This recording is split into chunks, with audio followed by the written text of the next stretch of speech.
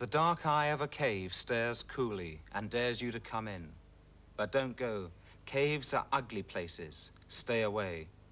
No one can tell the unseen things that lurk there in the dark. Caves are alive with ancient, nameless things that slither softly or brush across your face with bony wings, with eerie, dripping water, stony groans, odd heaps of white, clean, unexplained bones, green, slimy stains, dank, mysterious smells. Caves are the long-forgotten entrances to hell. But, sir, they're all caves. I mean, how can I sell caves to people who come to buy houses?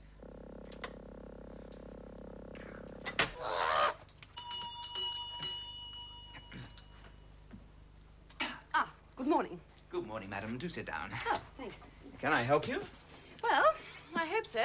I'm looking for somewhere to live. Somewhere to live, eh? Mm-hmm. And I think I might just be able to help you there, madam. How about this? Doesn't need much looking after. Very popular natural stone finish, outside and in. A special feature of this property is that you'll never have to paint the outside. And it has the very latest curved ceilings. Could be just the thing for a lady of taste like you, madam. But it looks like a cave. Well, of course, madam. Caves are the in things nowadays. Everybody's living in one, you know. You don't really think I'd live in a cave, do you? Isn't there anything else you can show me? Yes. I'll better find something else, madam. Hang on.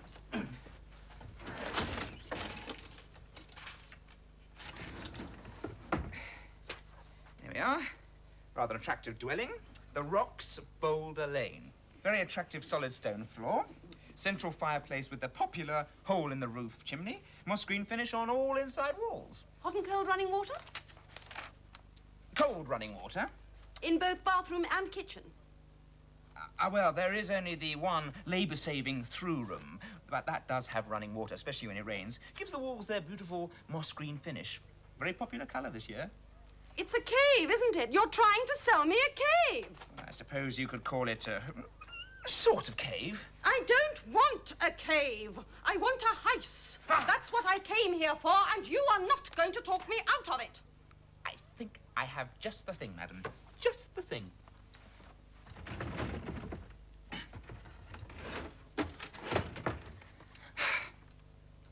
Here we are. This residence merges beautifully with its surroundings. In fact, you might not even notice it was there. Very well insulated, stand up to all weathers, and no danger of gales blowing tiles off this roof. And lovely natural rockery outside. Well, that sounds better. What's it called? The Cavern. The Cavern. Where is it? Crags Lane. The Cavern, Crags Lane. Sounds like a... It is! It's a cave! I do not want a cave, understand? How about a nice grotto? Grotto? Pothole? No, no, no! I want a nice semi-detached house. 2 up, 2 down. That's what I want. And nothing, absolutely nothing you can do will get me into a cave!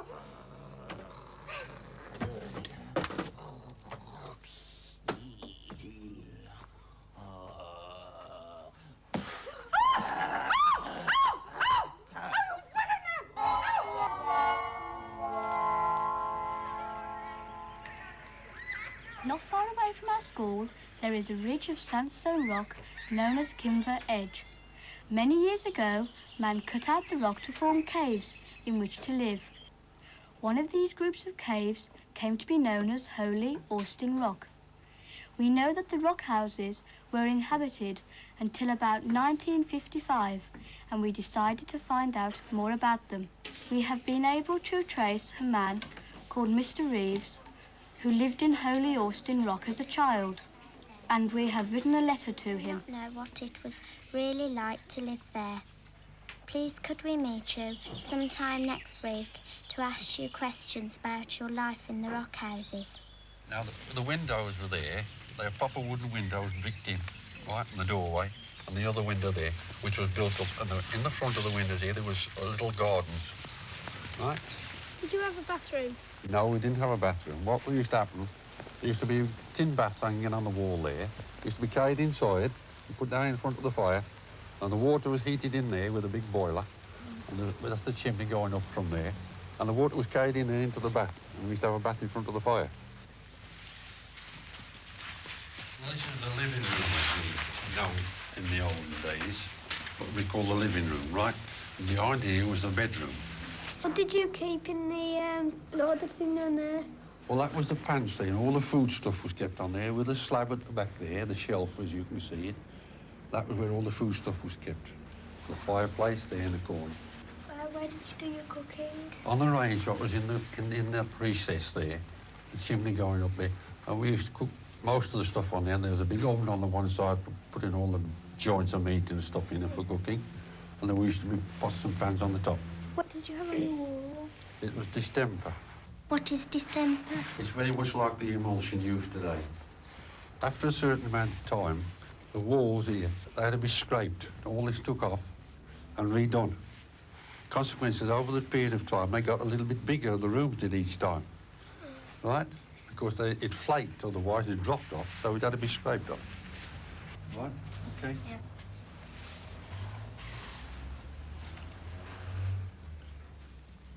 This was the bedroom, right? Was it very warm in here? Very, very warm. So it wasn't cool like it is today? Oh, no. Once it was sealed off, it was quite warm. Why did you live there? Well, the house went with my father's job, which was a ranger on Kimber Edge.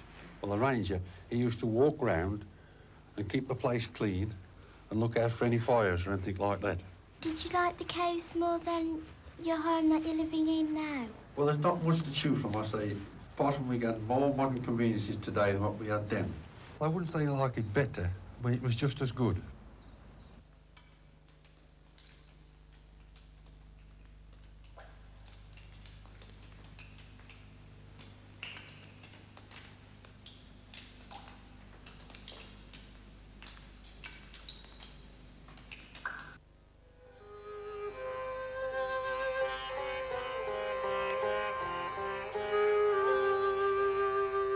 These beautiful paintings are on the walls and ceilings of the Ajanta caves in central India. Some of them tell stories about Buddha, and others are simply decorations. Some of the paintings date back to 200 years before Christ.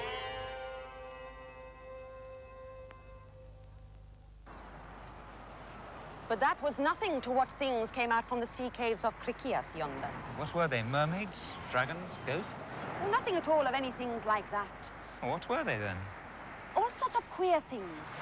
Things never seen or heard or written about. Very strange, un-Welsh, utterly peculiar things. Oh, solid enough they seemed to touch, had anyone dared it. Marvelous creation. All various shapes and sizes, and no sizes. All new, each perfectly unlike his neighbor, though all came moving slowly out together. Describe just one of them. I am unable. What were their colours? Mostly nameless colours, or colours you'd like to see. But one was puce, or perhaps more like crimson, but not purplish. Some had no colour. Tell me, had they legs? Not a leg or foot among them that I saw. But did these things come out in any order? What o'clock was it? What was the day of the week? Who else was present? What was the weather? I was coming to that. It was 3:30 on Easter Tuesday last. The sun was shining. The Harlech Silver Band played Mahog Yesi on 37 shimmering instruments. Were collecting for Carnarvon's Fever Hospital Fund. Well, the populations of Pwthleli, Crikiath, Porthmadog, Boath, Trimadog, Penrhyn-Didrith were all assembled. Crikiath's mayor addressed them, first in good Welsh and then in fluent English, twisting his fingers in his chain of office, welcoming the things. They came out on the sand, not keeping time to the band, moving seaward, silently, at a snail's pace.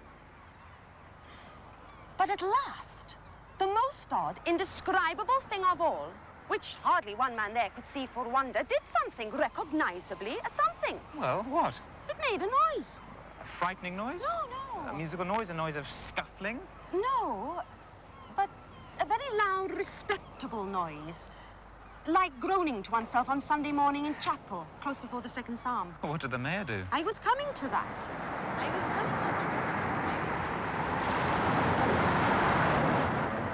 There are lots of stories about frightening adventures in caves. There's one about the great Greek hero Odysseus as he journeys home from the wars in Troy. They came at last to an island on which lived a one-eyed giant called Polyphemus. Odysseus and 12 of his companions set out to explore the island. They found the giant's cave and went into it. It was a huge cavern, and in it food, drink, and piles of firewood. Suddenly, there was a great roar from outside as Polyphemus came home, bringing his flock of sheep into the cave with him. Odysseus and his men shrank back against the cave walls as the giant came in. Polyphemus lightly picked up a boulder as big as a house and jammed it tight into the cave entrance. No ordinary human could ever hope to move it. The voyagers were trapped. Then Polyphemus lit the fire, and by its flickering light, he spotted Odysseus. "Strangers!" roared Polyphemus in a vast, booming voice. "Who are you, and what do you want here in my cave?" Odysseus tried to sound calm as he answered, and explained about the wars in Troy. He ended by begging the giant for mercy, but his only reply was to reach out, grasp 2 men, and eat them, while the rest cowered back in horror. The next morning, 2 more suffered the same terrible fate. Polyphemus, they knew, would eat all of them, or sooner or later.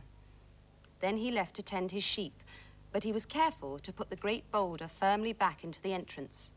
The terrified travelers were left alone. Odysseus made them cut a long wooden stake, sharpen the end to a point, and then harden the point in the embers of the giant's fire. Then they sat back and waited. Evening came, and with it, Polyphemus.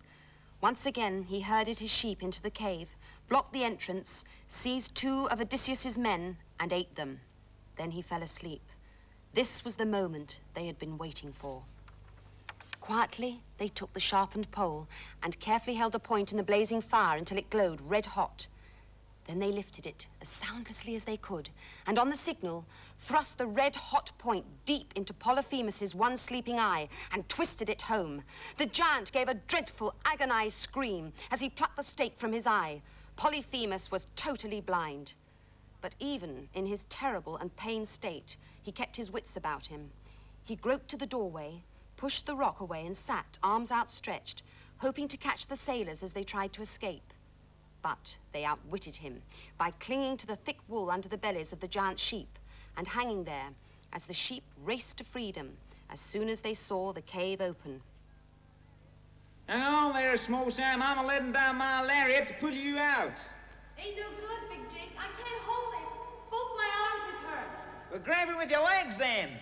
Ain't no good, Big Jake. Both my legs is hurt as well. How's your teeth? Well, they itch a little. I guess they're okay. Well, hang on with your teeth, then. Okay. You got it? I'm holding you up. You hang on tight now. Heave. Heave. Heave. One more good push to do it. Are you okay? Yeah! Little critter never did know when to keep his mouth shut.